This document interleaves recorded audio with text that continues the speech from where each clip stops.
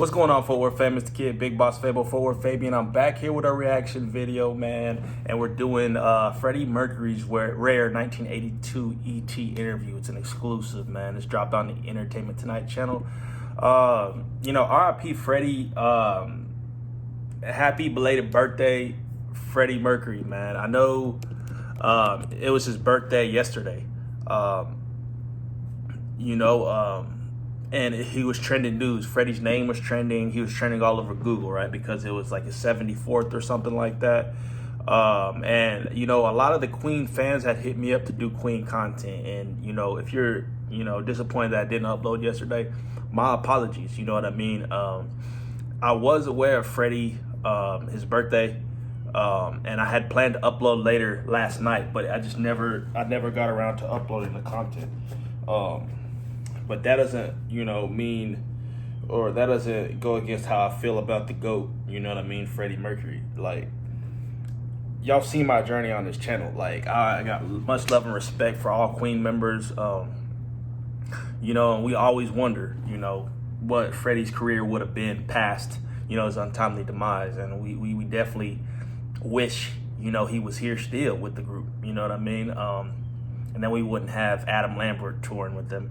But that was a joke, man. I know Queen fans is going to take that the wrong way. But, yeah, I've always been biased about the whole Adam thing. But anyways, man, like, comment, subscribe, hit the notification bell. This is for Freddie. I got another Freddie upload. I did the top 10 Queen songs per member. I guess top 10 songs written per member so far. I originally did Roger, did Brian. My Brian video got blocked. And next up, I'm going to do the top 10 by Freddie.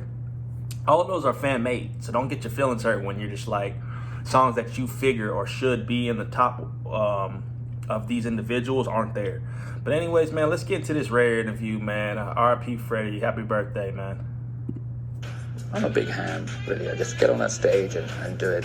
I don't really take myself that seriously, not anymore. There was a time where in the early days where our music was very pompous and very serious, and people thought, oh God, what a load of bores, and at that time, we were getting a bit serious. Everybody is serious to a point. But after 10 years, you've got to kind of ease off a little. And I personally just have a good time just fooling around on stage, And that's why I'm not afraid to sort of fall flat on my face. Because, coming out with some of the things I wear sort of over the top. They have an element of humor, which I hope comes across. That's basically what it is now.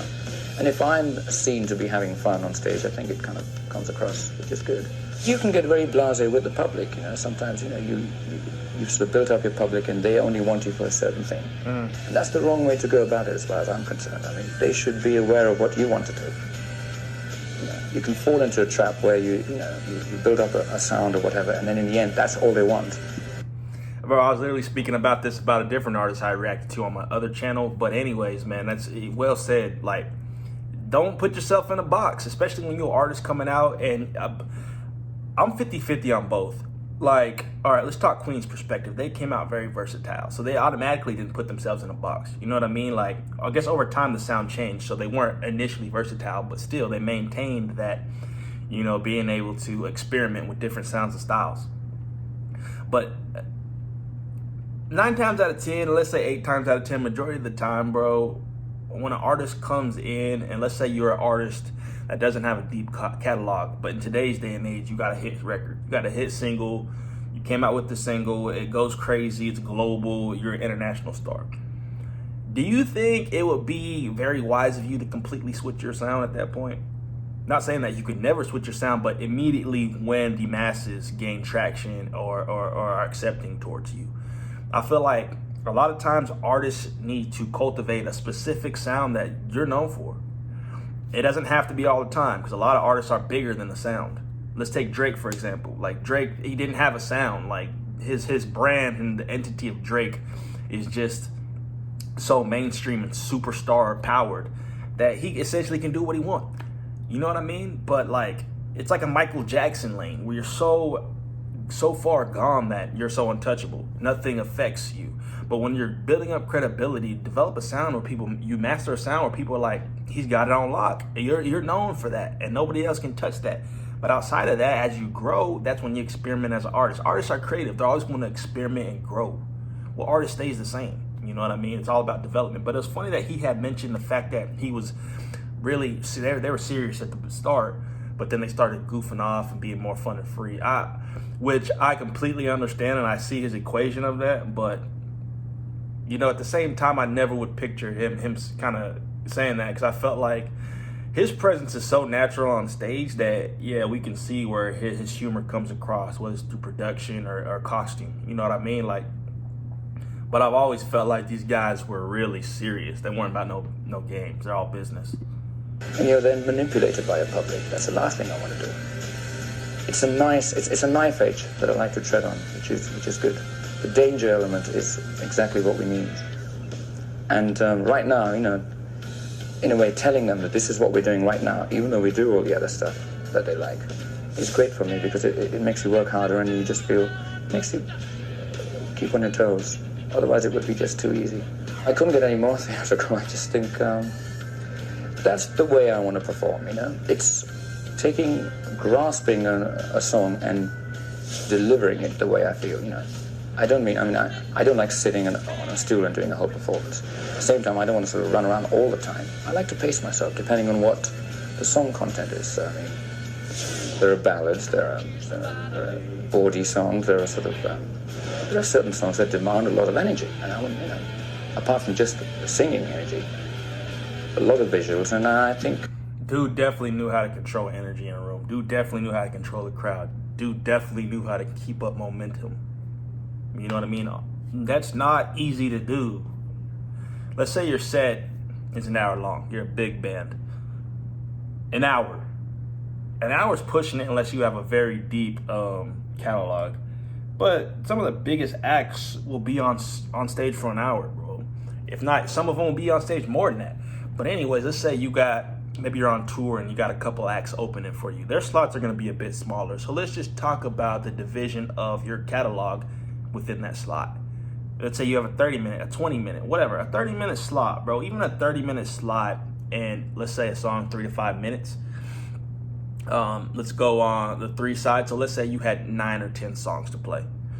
You know, 8 songs or so, or something like that, man. You think it's easy to keep momentum and keep the crowd engaged during that whole 30 to 45 to an hour session? No, bro.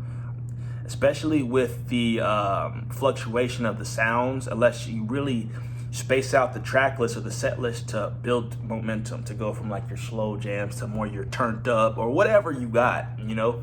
It's very calculated.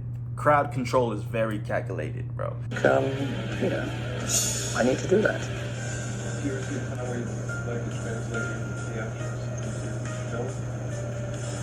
Not really. A lot of people ask me that. If I wanted to, I could have done it a long time ago. I feel that at the moment, there's a lot of things that I'm doing within Queen. At least he's honest. And as far as being an actor or whatever forget it. I don't. You know, if I want to do anything, I'll do it properly. And I need to really feel interested in it.